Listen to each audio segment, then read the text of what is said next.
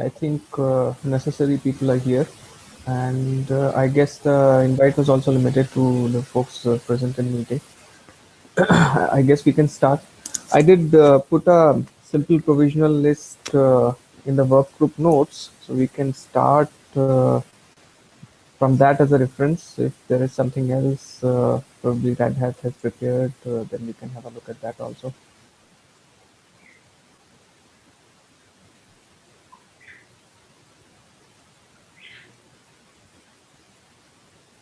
And the list that I prepared is sort of what either of us would have discussed in past as being a priority item or important for either Huawei or Red Hat. It is not exhaustive. Whatever was on top of my mind today, I had listed it down. I share my screen.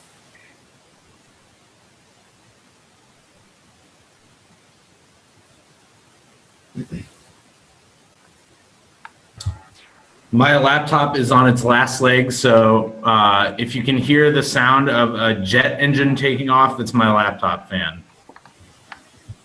Okay, I don't hear any sound. Probably the engine is very silent.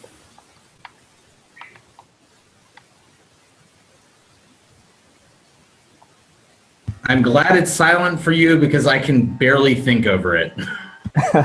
Okay. Okay, yeah, and as I said, this list is not exhaustive, so it's just to kickstart the discussion, like as a reference to kickstart the discussion, we can have, we can add items or change items or whatever. Yeah, So, it doesn't sound like you have any complaints, so maybe we should start stepping through the list and. Sure. So the first two are the job scheduling, the high-level federated job scheduling, and the high-level federated HPA scheduling. These are spillovers which we actually wanted to be as part of alpha, but haven't been able to complete that in time. So this is like with respect to the parity with V1, and I have listed it as Huawei as we are already working on them. Me and Shashi are doing some progress in that. Post that, yeah, the job scheduling in particular, I've had requests from many different companies for that, including the fancy presentation done by why is the name eluding me? The Swiss research guys. Yeah, the CERN. CERN, yeah. Okay, we can move on unless anybody objects to those. Carry on. Yeah. Next item, which I think might be quite useful, is like we have placement, and the placement currently is a list of clusters on the placement object. There have been some brainstorming and discussions around the label selector based placement in the workflow and architecture doc, or probably the doc which Maru Paul prepared in that also. I think it's a useful feature, useful high level feature. And I believe that if needed, we can actually take up a +1 kind of stuff from stakeholders on this. And if we think it has enough +1s, we can then go ahead and create an issue and then maybe a more deeper discussion on each of them. That would be my suggestion. So I don't think there is any discrepancy in understanding this. I believe there is already one issue existing in Fed V2 repo, which I created earlier, relevant to this. What do you say, rest of the people? What are your comments on this? I had a quick question, which just sort of at a high level, is the intention that the labels essentially can be used to filter out eligible clusters. The reason I ask is it seems like there might be some conflict between the general concept of, spread my stuff across, the other preferences and the label selectors. Yeah, I was just curious what the sort of high level goal of this would be. See, currently, if a user wants to place a particular resource into, say, set of clusters, out of, say, 4 federated clusters, if a user wants to place the resource in 2 clusters, per resource, the user has to create a placement resource also. So it's a one-on-one mapping between the resource and the placement.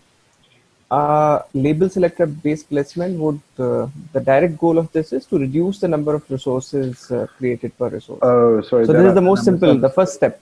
So you're not Yeah. labeling clusters, you're labeling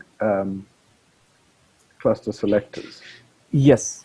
Okay. So okay. it could be named cluster selector. I mean, its name might be controversial or more debatable, but the direct goal of this is that. Okay, then I understand. It's a totally different thing than what I understood. And it makes perfect sense. So if you want a bunch of different types of resources all to land in the same subset of clusters. Correct. So you can have a single placement resource, and Cool. Yeah. all those other resources could be labeled with a common label. Sounds great. This sort of a little bit overlaps with, I think there has been some talks with respect to namespace-based placement. I believe there is no current implementation of that. So that that use case was that if a user creates a namespace and labels a namespace, or a parallel resource, which is the namespace placement resource, is created, and the resources which are created within this namespace, they all can inherit that particular placement. So it solves a similar purpose. You don't have to have. Yeah, go ahead, Paul. I was going to say, this makes me think of something which isn't on the list, but it's something that we've talked about like scheduling the same group of resources across multiple kinds together, like scheduling that's more at the level of a collection of resources, which you might call an application. I know that we talked to the SIG apps group, and they have been, or at least a subset of them have been working on an application level CRD that it seemed like there was some interest in potential collaboration there. Maru, I think that's one that you and I like briefly talked about on Friday, right? Is looking at the application CRD and scheduling groups of resources together. I think namespace-based placement is kind of a low-hanging fruit way to group resources together, but ultimately, I can imagine a more flexible solution being desirable. Yeah, I wonder if we can't build one of these on top of the other ones. It seems if we have generalized ability to take multiple objects, multiple types, or instances of different types and label them so that they all end up in the same place, then we could use that as a building block and say, and have some mechanism by which everything in a namespace is subject to that. And then the implementation could be common. Like labels though, I mean. Sorry, I can't hear you too well. Maru, can you speak closer to the mic? Yeah, your voice is quite low. Can you hear me now? A little bit, but not much better. Oh. It may just be my connection in that case, because I'm speaking at least as loud as I normally do. Okay. Carry on. I think namespace-based placement is just it's low-hanging fruit because it's implicit. I don't have to label anything. I don't have to worry about relationships between things. There's already a relationship defined. Moving beyond that towards like a more like the application CRD that the apps working group has been talking about. I think like rather than inventing something, I think ideally we would ride on what they're doing, just because the concept would be broadcast pretty widely and we wouldn't have to educate people. Yeah, I think that makes sense. I guess the only thing that comes to mind is that perhaps what we're building here is a building block for what they might want to build. So this feels like it might be at a lower layer than the actual, Helm or app object or whatever it is. Yeah, I agree with you, Quinn. In general, my overriding thought about, like, when we talk about things to do next, like, I think it's probably the safest bet is to look and see what can we build that is that explores new surface area for the problem space, while, like, not necessarily going super deep on, like, federation, because we're still waiting for user feedback. Like, we do not have anybody that is seriously using Federation V2 yet, and so at Red Hat, we're very interested in getting feedback from people as they try to use it, before we like go too far down the rabbit hole on adding lots and lots of features. But for example, like, I think there are things that I see on here, like, two, that we know we have broad interest in. So, for example, federated status and federated read access. So, like, one thing that I've been wondering is whether folks have thought about, should federated status be part of federation, or should that be something separate that you might want to use independently of federation? Like, there are use cases that I can probably point to with a little bit of thought for folks that might want to use, like, a federated status or a read API that's independent from using federation to put resources in a certain place. And so I've wondered if people have thought about those as far as, like, additions to federation, or are they things that, like, there would be enough API, like, difference in terms of API groups, et cetera, that they might easily be realizable as separate pieces? Yeah, I mean, I've always thought of that. I agree with you. There are different approaches to achieving the end goal. I've always thought of that as sort of mostly an implementation detail, and I think it broadly boils down to, do you want to install and manage an entire federation control plane if all you want to do is have unified read access or some sort of aggregated status? And I think we could probably do both. I mean, it seems like we should explore, what the use cases are and what the APIs might look like. And then I can imagine a potential implementation, for example, of federated read access to be, something in kube control, which just, does a whole bunch of reads and mashes all the results together. And similarly with status, you can imagine something similar.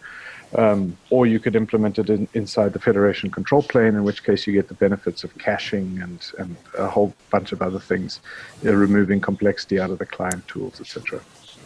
Yeah, so for example, for status, I could easily see making a or a fairly simple API that is similar in certain ways to like the essence of how we program the federation, the federation V2 system to know about another resource that could, like, generate a federated status resource for something and then program a controller to watch it in multiple clusters and populate that status.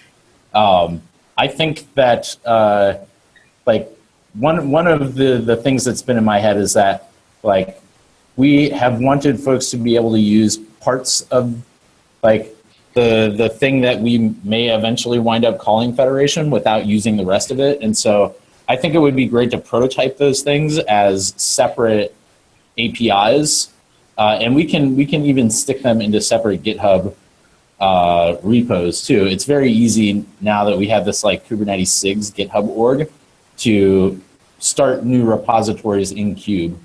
I think that we would attract the widest audience if we prototype some of these things independently. Yeah, I think that's fine. I guess at the end of the day, it would be useful to have an easy installation and an easy concept of, when you get Federation, this is what you get and this is what it can do, as opposed to somebody having to, piece all the micro bits together to do anything useful.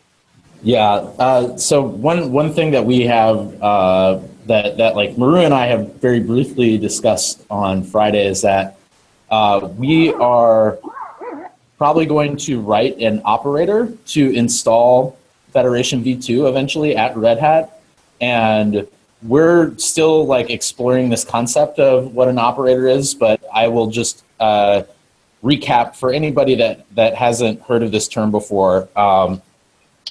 The concept is one that is becoming popular as a way of installing in a Kubernetes native way via some software component, another component. So, for example, the classic, the canonical example that we tend to go to is one of the most well-known operators, which is the Prometheus operator. And its job is to watch a CRD called a Prometheus.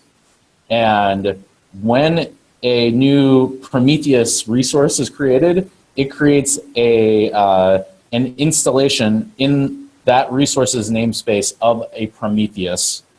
And the Prometheus resource articulates like configuration parameters about the Prometheus that the operator is supposed to install. Like, for example, the version of the Prometheus software. And the concept is that you, the conceptual payoff and value proposition is that the act of installing and keeping that software running is now the responsibility of the operator.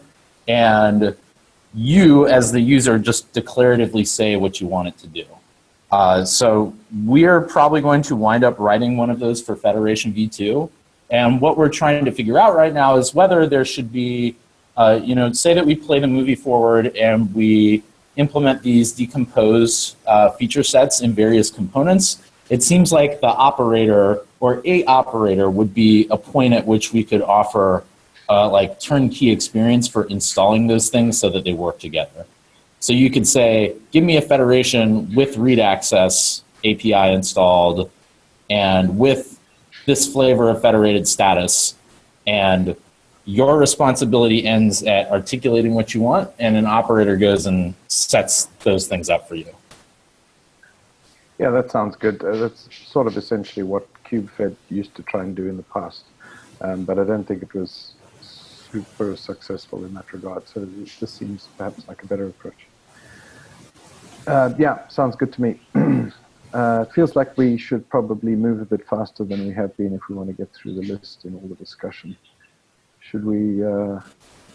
I'm kind of wondering if we ought to have folks indicate their plus ones and prioritize talking around those, since I think we have more items than we have people to potentially do them. Yeah, that sounds good. So maybe yeah. So one of the objectives I would say for this meeting would be that at least we can prioritize some of the items for now, like doing immediately, so that they can be distributed among people who we have, the number of people that we have, and we can prioritize items as later. Well, maybe, I mean, I think we have some sense. So maybe, Irfan, you can just put, P0 to P4 dash Huawei for our, provisional priorities, and Paul or Maru or whoever can do the same for Red Hat. And then we'll just get a sense of, by the end of the meeting, hopefully we'll have a sense of what's bubbled up to the top of the list and what's lower down. Okay, that seems fine. Are those first two items on the list basically the same thing, or the first item is an implementation of the second item? You mean the label selector and multi-type collocation ability? Yeah.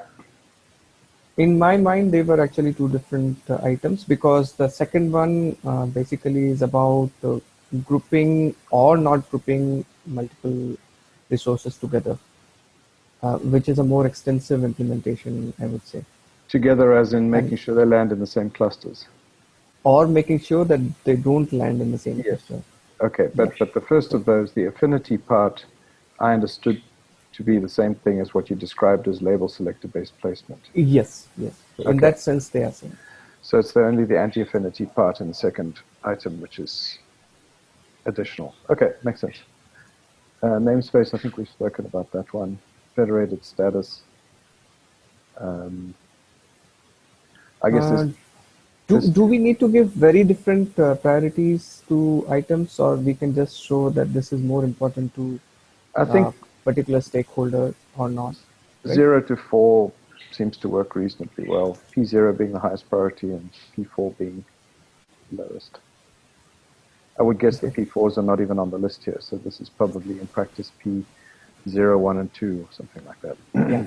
Is the cluster resources read access from Federation the same as federated read access? Yes, yes. Okay. Yes, it is. Sorry, I didn't see it there, so let me remove my one. Yeah, I think Quinton added one. So either one of them can be removed. Yeah, my one, I'll just get rid of this. Because I was also not sure that this really makes sense as of now, on top of my head. That's why I added. There seems to be a lot of demand for it. I know Maru had some reservations. I saw an email thread where somebody asked for it, and Maru had some objections. But yeah, I would imagine, we can start off with a proposed design and hash it out there. There's quite a bit of work that's been done there already by John Hui a while back. We can certainly revisit it. There were a few attempts at coming up with a final design. I think my reservations are more around proposed implementations thus far. I think as a feature, it's eminently desirable. I don't dispute that, but attempts thus far have seemed to be sort of wedging something that doesn't belong into the Cube API, and I think we can do better. Yeah, I think that's reasonable. So just revisit in light of V2, revisit what we think the API should look like. There was a kind of an intuitive appeal to, list resource X gives you a list of these things in Kubernetes, and it could do the same thing in Federation. But I think I'm sure we can have another bash at this time, and perhaps do better than we did 18 months ago, whenever it was that design happened. Cool.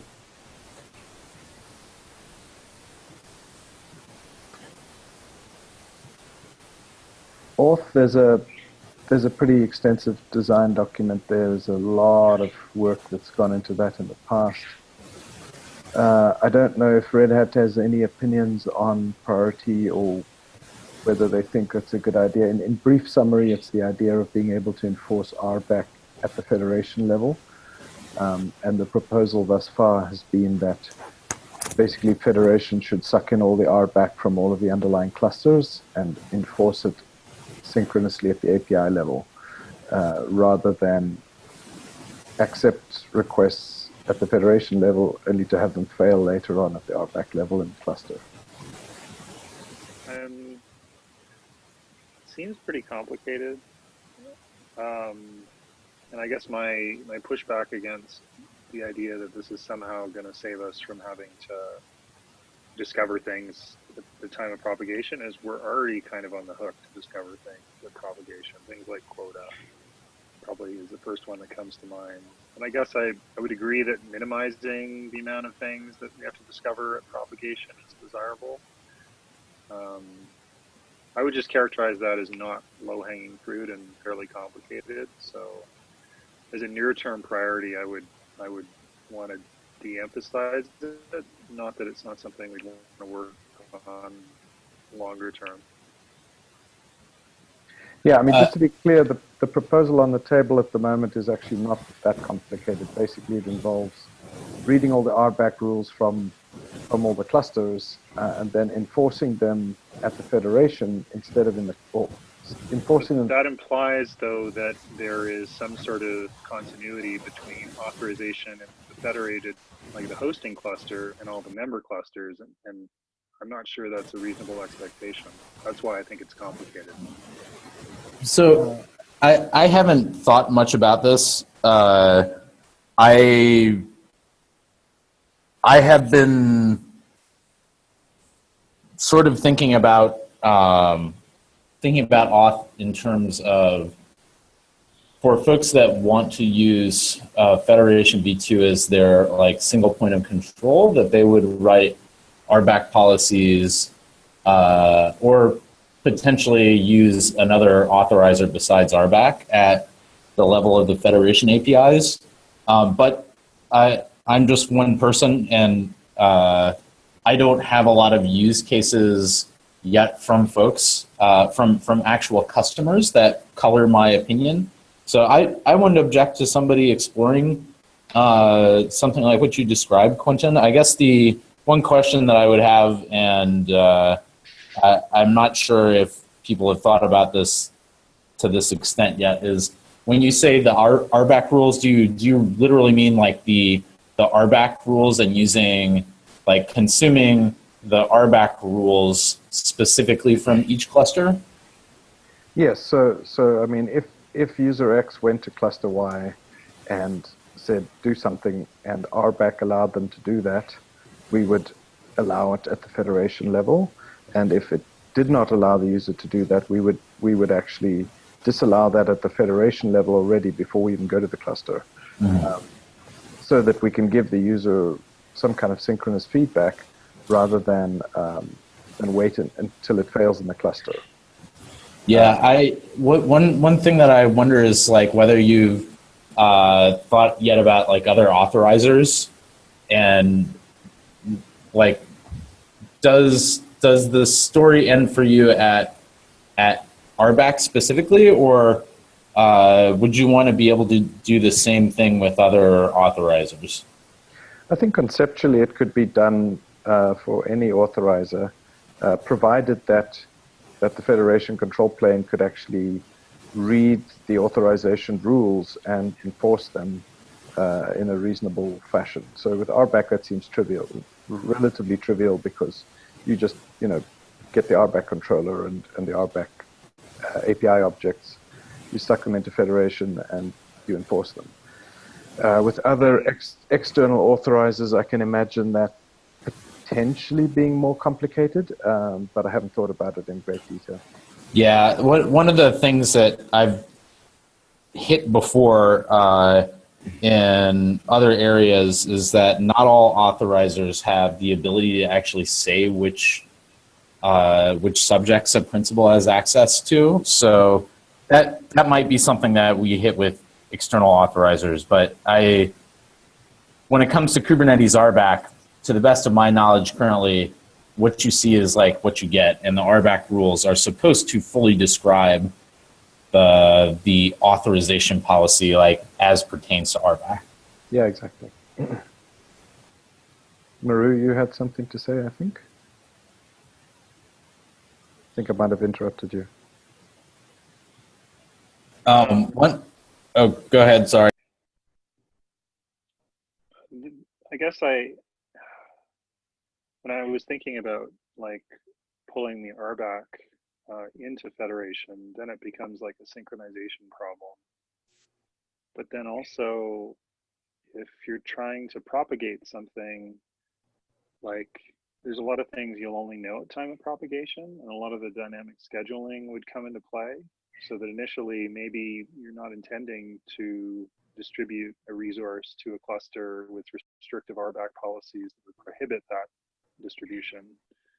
And then in the course of scheduling, you could run into that. So I do think this is complicated. It sounds kind of simple enough, but there's kind of combinatorial explosion based on what we're doing here. Yeah, there is a fairly detailed design document. I'm not suggesting it's completely trivial, but I think it's not the most complicated thing done, for sure. In the absence of it, you end up with a whole bunch of problems, and So yeah, the question is like, which of the two sets of problems are more difficult to solve? If you if you struggle to give the user feedback as to what's going on because RBAC failed in one of the underlying clusters, and then you have to dynamically reschedule or do something like that. It becomes also it has its own set of complexities.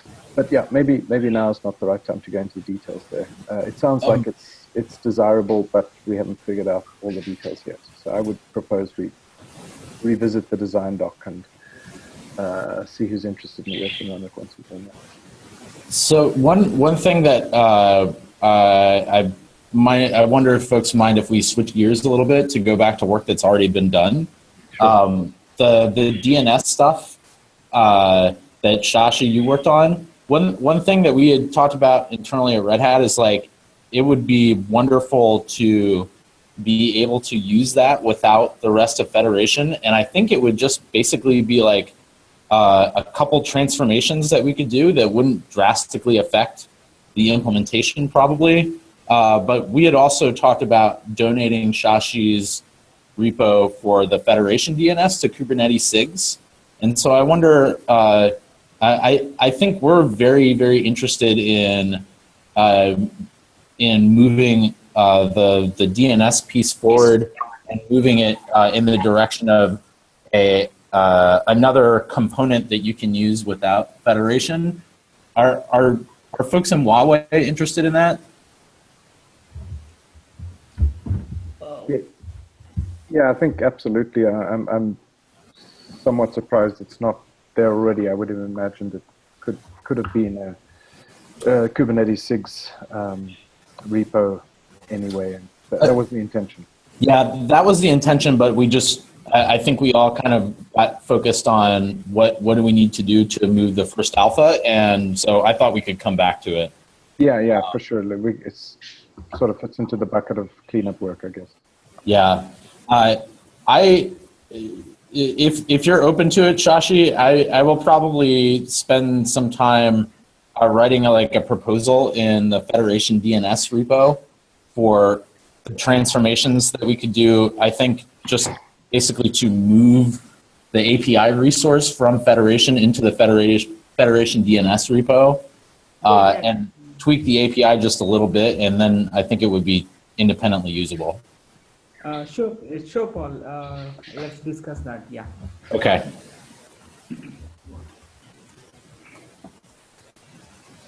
Well, I am not very sure of the benefit of this.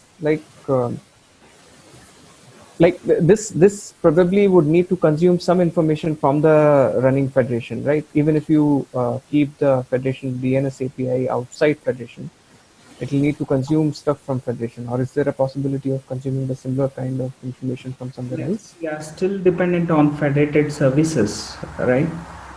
So that particular part is. Well, So the current I implementation didn't. is, but that doesn't preclude having something else. I mean, the way that it's implemented, you could manually create those resources. You could have some sort of other controller that created them. So the suggestion is just that the mechanism to actually program DNS from those resources is something that could be used separately. There's two aspects, just to be clear. I just want to make sure we talk about the same thing. So there's the generic interface to DNS servers, which was previously Federation / whatever it was called, DNS provider. Yeah. There's that stuff, and then there's actually the knowledge of the fact that there is a federated service, and all of the cross-cluster service discovery and the logic that goes into figuring out which DNS names to program and how to monitor service availability in different clusters, etc. Is it the latter that you're referring to?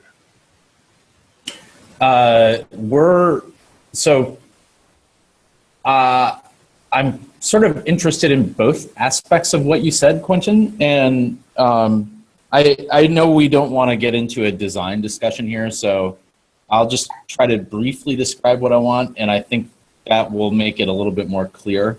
Okay. So, for example, say that I want what the Federation DNS does, in the sense that I want to have a single high-level DNS name for my service, which is deployed across multiple clusters maintained. I also want like the cluster level and availability zone level subdomains to be maintained. And I want exactly what like Shashi is implemented does, but I want to put the services in multiple clusters with another tool. I think we should make that work in the sense that like you should be able to manually say, I want you to watch these clusters and I want you to watch this service and this namespace across those clusters. And I want you to program DNS in the way that I expect. The only thing that's different between myself and my buddy Jane, who is all in on Federation, is that I've got some other thing that actually puts the resources in the clusters. Okay, yeah, we don't have to go into detail now, I guess, but I guess one observation is that what you just said, you want to tell this thing, you know, where all the clusters are and what the resources and namespaces, what the services look like, and all of that stuff. That currently is a federated service. And so you could come up with an alternative format of telling it essentially the same information. Or you can just get this tool that you're using to create one of those resources that already exists, to tell it, you know, where all the clusters are and where the services are and what to what to base the DNS programming on. Anyway, but yeah, let's move on, I think.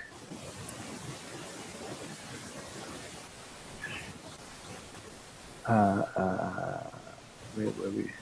Rolling updates.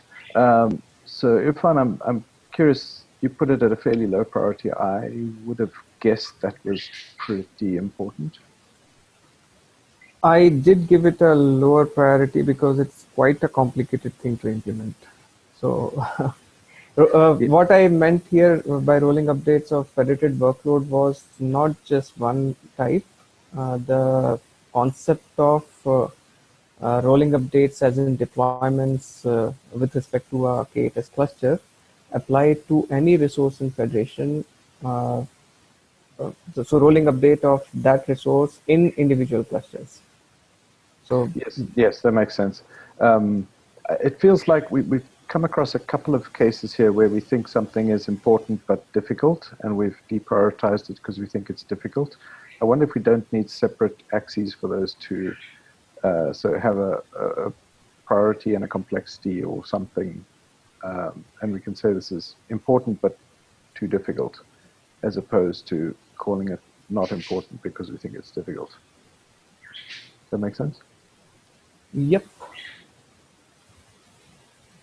I can do that. So I would say that's a great idea. I think that's a priority equals 1, difficulty equals large number at the moment. Okay.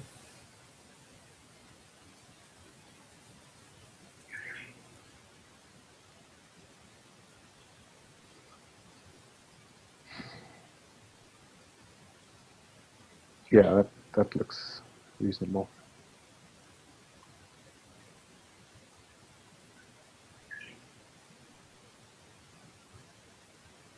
Going on to the next one, does Red Hat have any interest in a usability layer or an API compatibility layer for Federation? Those mean potentially different things to me. I'm definitely interested in making it in like user level tooling, especially around kube control, working well, and we've also heard some use cases from customers that I'm still trying to like sift through and see if what they have described is what they really want, or if there's something else that is actually what they want. That we've had customers tell us that they want some way to grant kube control access easily via a single API endpoint to somebody. So for example, if you request a new cluster and the IT department makes it for you, we have customers that are like basically using a manual process right now to distribute like coordinates and credentials and so forth, that they want some way to just like do this via an API and have people able to start immediately using the clusters.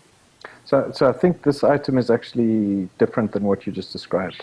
This item is, if I have a tool that only knows how to talk to Kubernetes clusters with the Kubernetes API, can I make such an API, can I expose such an API in Federation so that that tool can work against the Federation? And I will make a quick observation here that the original proposal for Federation V1 by myself was that the API not be Kubernetes compatible and that it essentially look more like Federation V2. And Red Hat actually said, no, no, no, we really, really, really need Kubernetes API compatibility. That was Clayton Coleman and a product manager whose name I forget right now.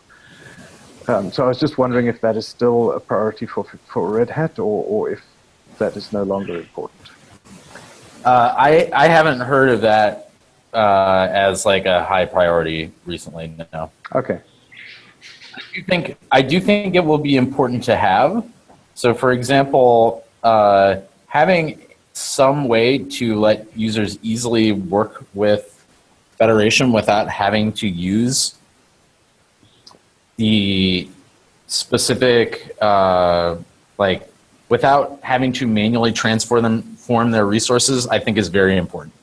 For example, I think it would be extremely useful to have a Helm integration that could take a normal chart and deploy it to Federation as the target and transform it into the federated types that you would want to use.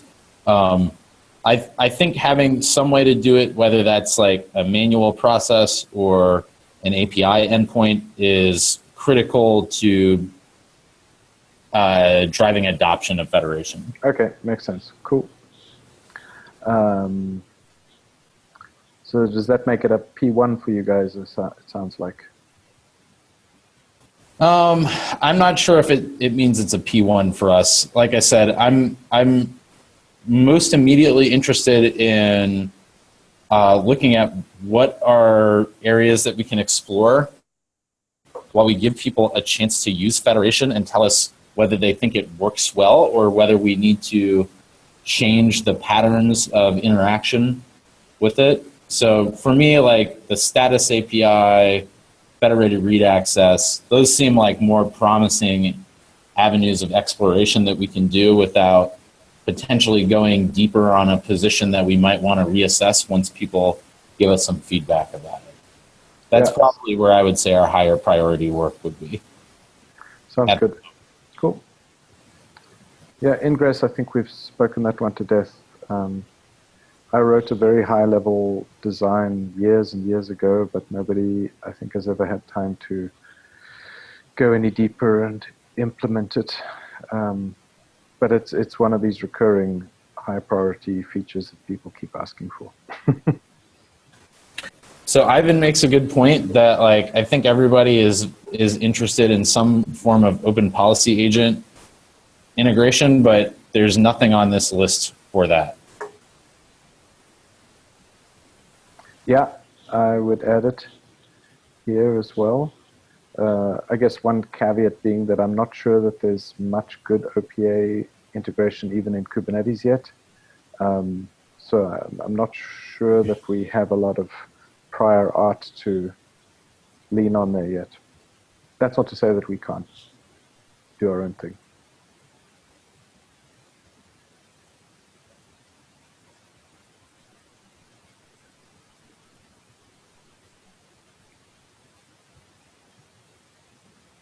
Yeah, going on to the next one.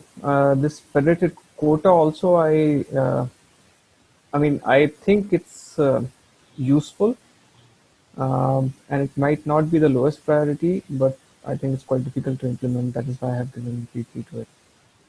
Well, I guess there's two versions of that. There's just splat, rubber stamp exactly the same quota out to every single cluster, or some subset of clusters, and then there's more intelligent allocation of quotas in such a way that you find quota in the places where it's available and that kind of stuff. So it sounds like you're referring to the latter there, which I agree. Yes. It's fairly well designed already. There's a detailed design for that, which I was involved in, which I think works out fine.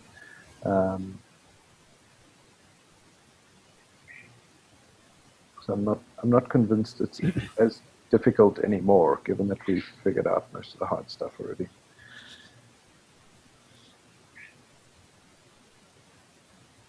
Daemon set seems fairly trivial, and as far as I understand, is quite important to a lot of customers. Anyone who has multiple clusters and daemon sets typically wants this stuff, and it's pretty trivial to implement.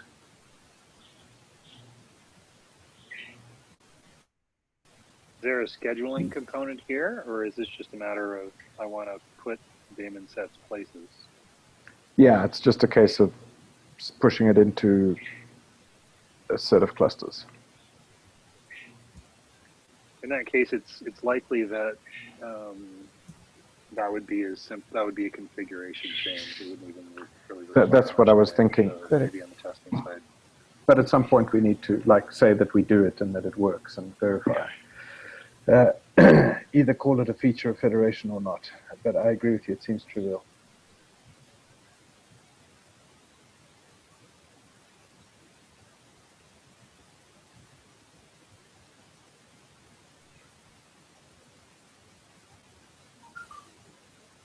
Okay, I think we already did talk about the read access. Yeah, and the DNS. Yep. About storage, I guess we never have talked about, even in the scope of V1, we did ever talk about federating the storage. How do people see in terms of priority? Yeah, we always push that. Yeah, carry on. Sorry, I mean, in terms of storage, we're just talking about volume claims, PVCs? Correct. Well, I think it can be. So at the simplest level, you can imagine creating PVs in multiple clusters and creating PVCs in multiple clusters and making sure those all kind of make sense, because there's an affinity component to that. And then there's also things like migrating PVs between clusters. For example, snapshotting in one cluster and restoring in another cluster, which is the more complex stuff. And I know the storage working group at the moment are actively working on that stuff, and they've done a few presentations recently. So that's an active area of work for storage, and we can decide if and when we want to dive into that. My instinct is that we should let it settle down first in Kubernetes and then take it on later. What we might do is just a very simple PVC implementation.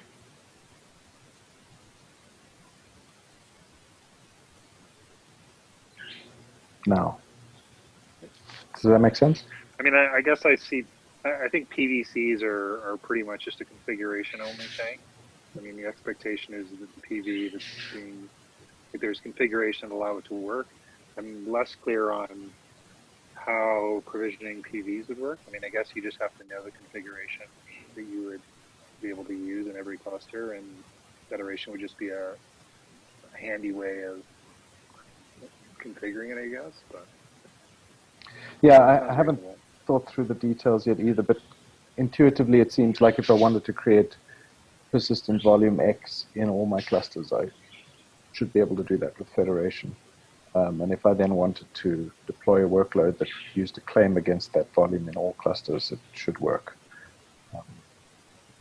But I haven't actually worked that through the API and made sure that it makes sense. You do get auto-provisioning PVs at the moment, I think. Or is it PVCs? One of the two. You can get it to create these volumes on the fly.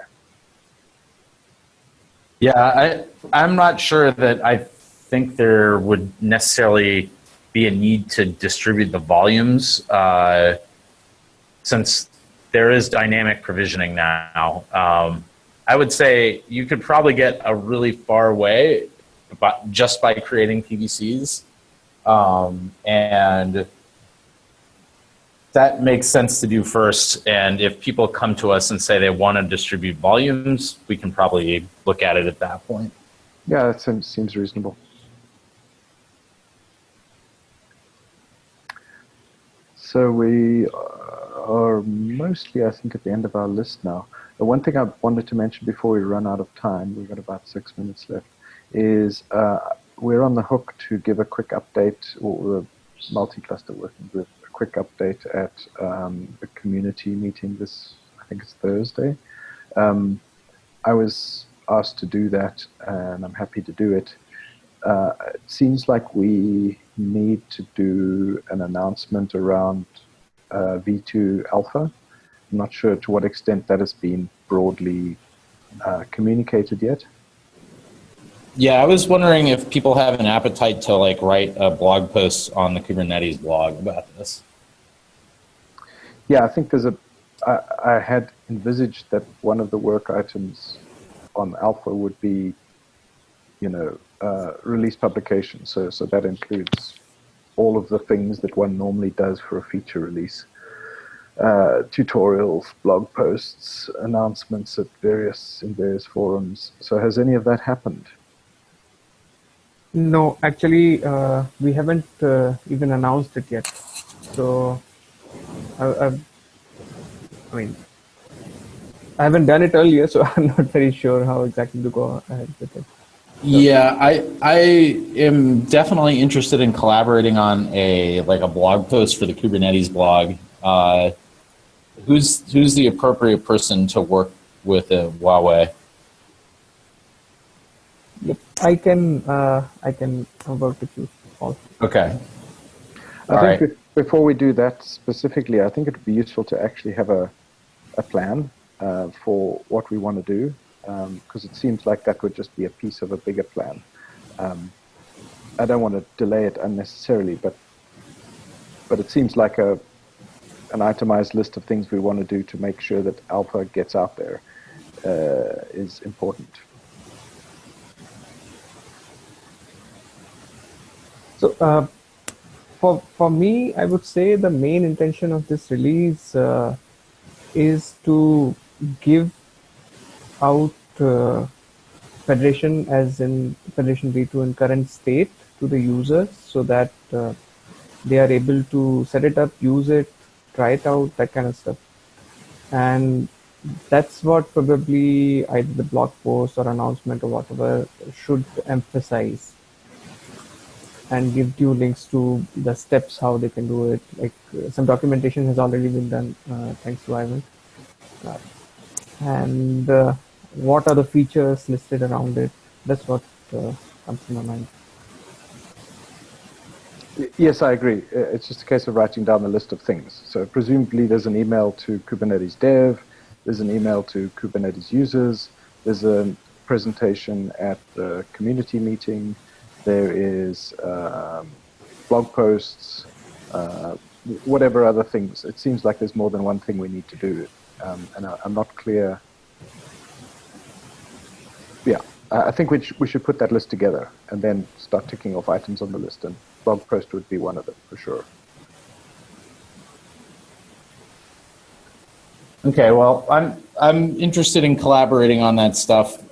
Quentin, maybe we can talk about it offline or since we're almost out of time for today, at the working group meeting on Wednesday.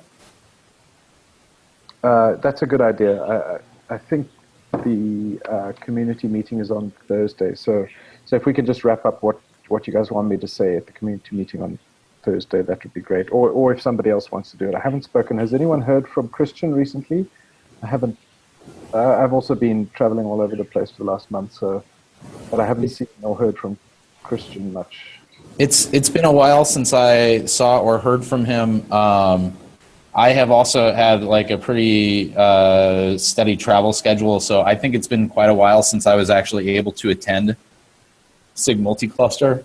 Okay, So I'll ping a few people and try and make sure that everybody's there on Wednesday, and then at least we can come up with a collective decision as to where to go from here. Cool.